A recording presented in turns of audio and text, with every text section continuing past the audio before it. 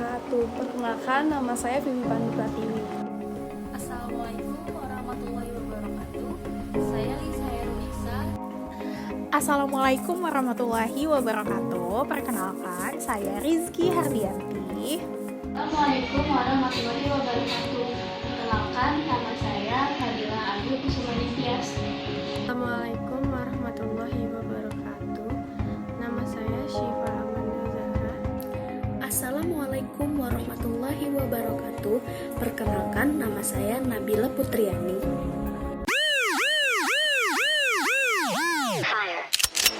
Baik, kelompok kami akan menjelaskan tentang teori belajar kognitivisme, yang mana submaterinya itu ada 4.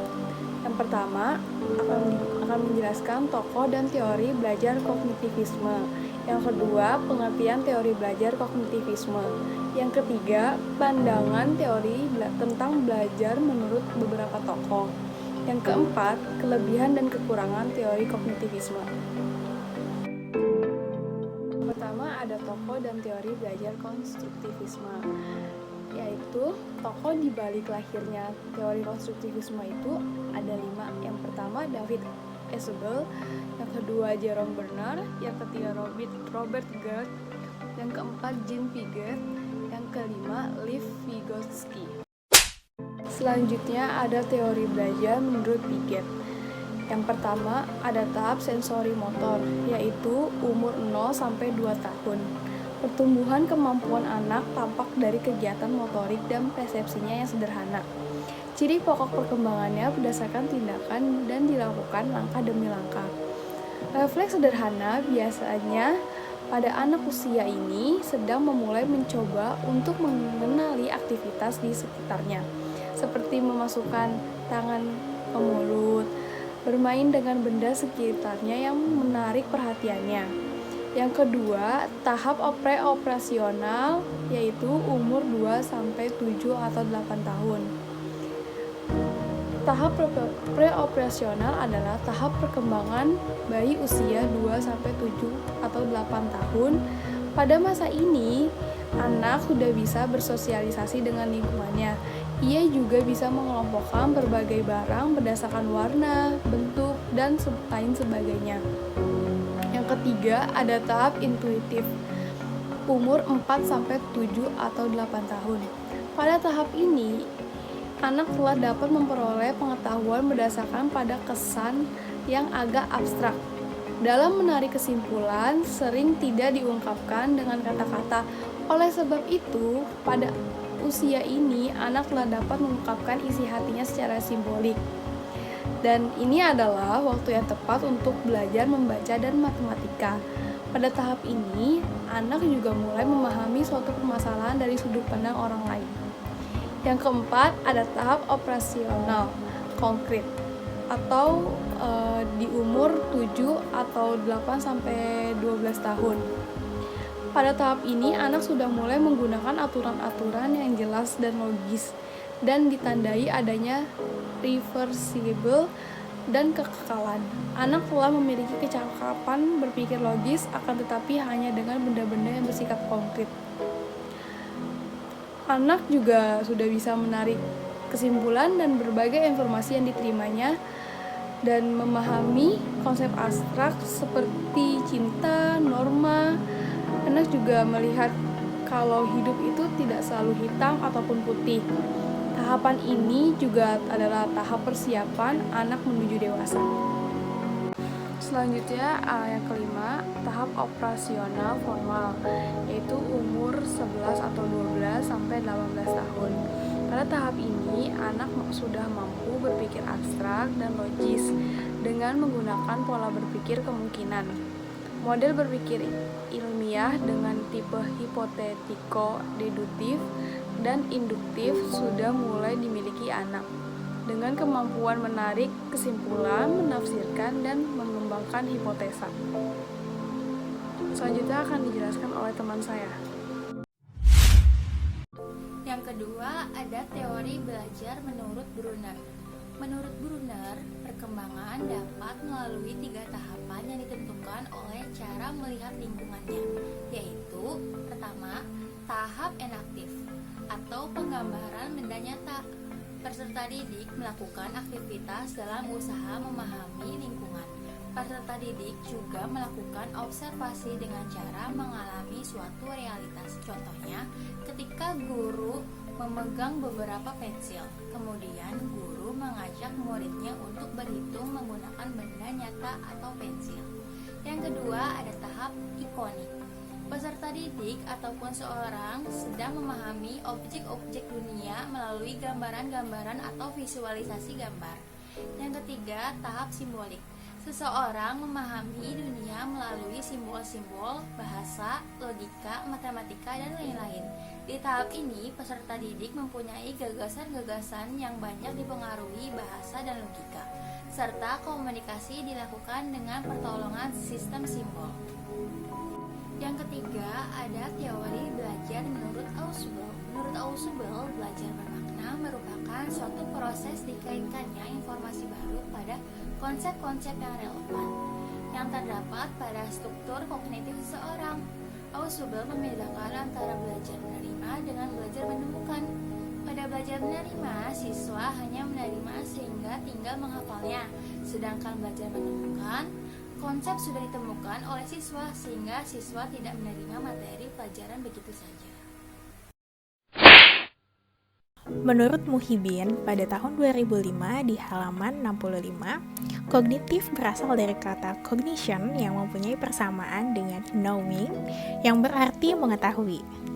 Dalam arti luas, cognition atau kognisi ialah perolehan penataan dan penggunaan pengetahuan. Nah, di sini ada dua penjelasan mengenai teori kognitivisme. Yang pertama, teori kognitivisme merupakan teori belajar yang lebih mementingkan proses pembelajaran daripada hasil belajar itu sendiri. Adapun juga teori kognitivisme menggambarkan bahwa belajar adalah aktivitas internal yang terdiri dari beberapa proses seperti pemahaman, mengingat, mengolah informasi, analisis, prediksi, dan sebagainya.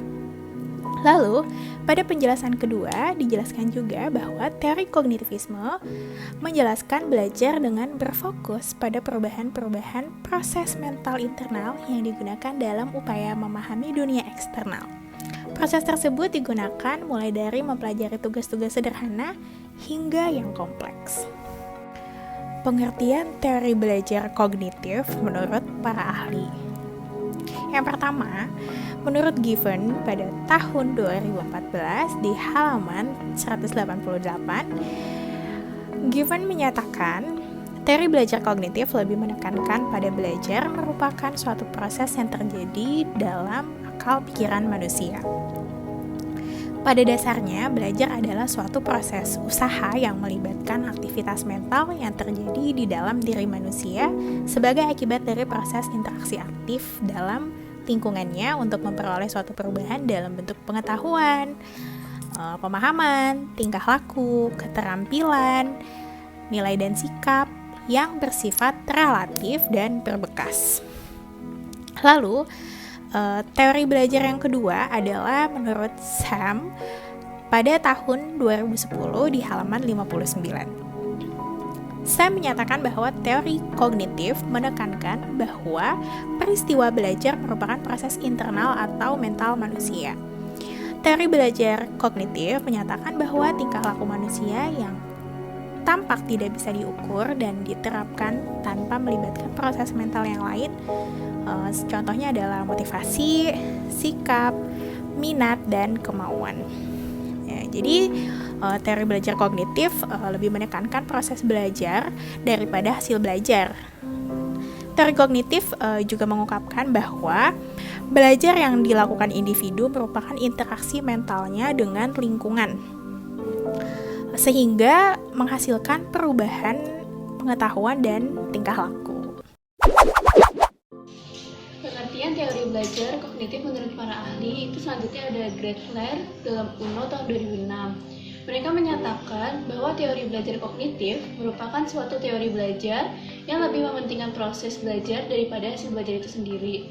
Bagi penganut aliran ini, 8 belajar tidak sekedar melibatkan hubungan antara stimulus dan respon, namun lebih erat dari itu.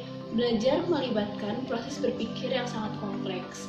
Selanjutnya ada dari Nugroho di tahun 2015. Dalam belajar, kognitivisme mengakui pentingnya faktor individu dalam belajar, tanpa meremehkan faktor eksternal atau lingkungan. Bagi kognitivisme, belajar merupakan interaksi antara individu dan lingkungan, dan hal itu terjadi terus-menerus sepanjang hayatnya.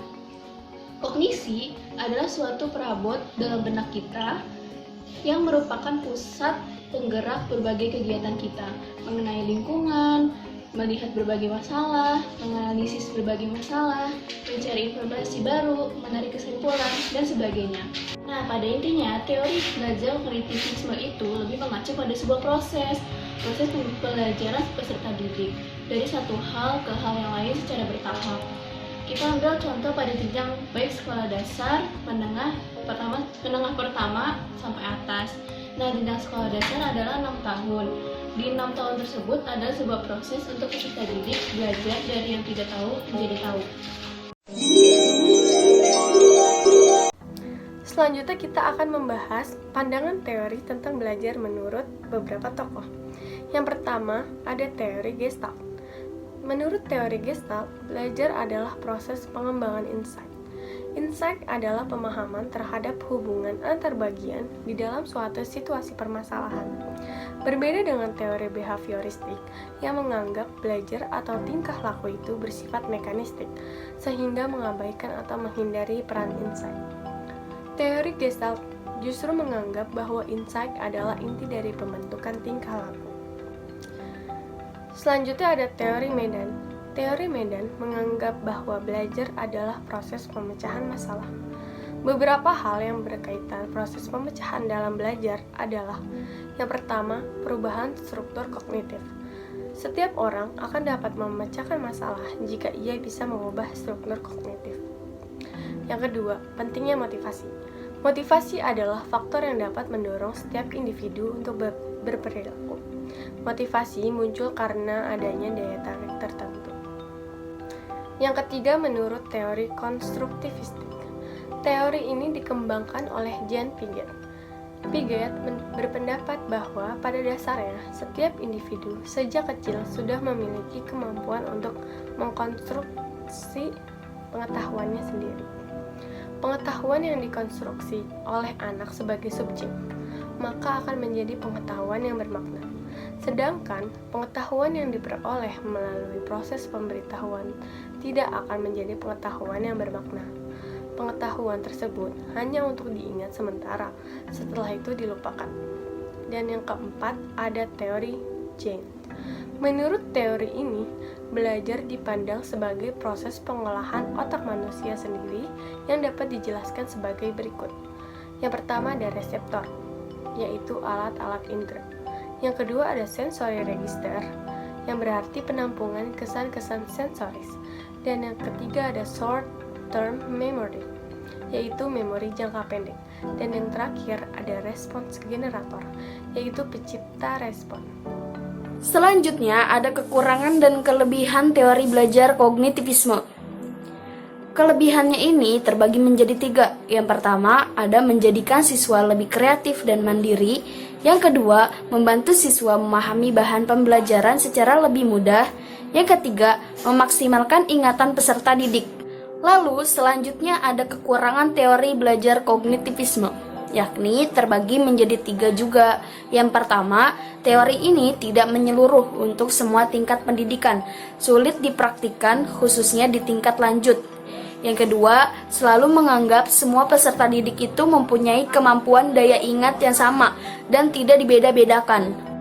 Yang ketiga, ada kalanya juga dalam metode ini tidak memperhatikan cara peserta didik dalam mengeksplorasi atau mengembangkan pengetahuan dan cara-cara peserta didiknya dalam mencarinya, karena pada dasarnya masing-masing peserta didik memiliki cara yang berbeda-beda. Sekian presentasi dari kelompok kami, kurang lebihnya mohon maaf. Kami pamit undur diri. Wassalamualaikum warahmatullahi wabarakatuh. Jangan lupa like, comment, and subscribe.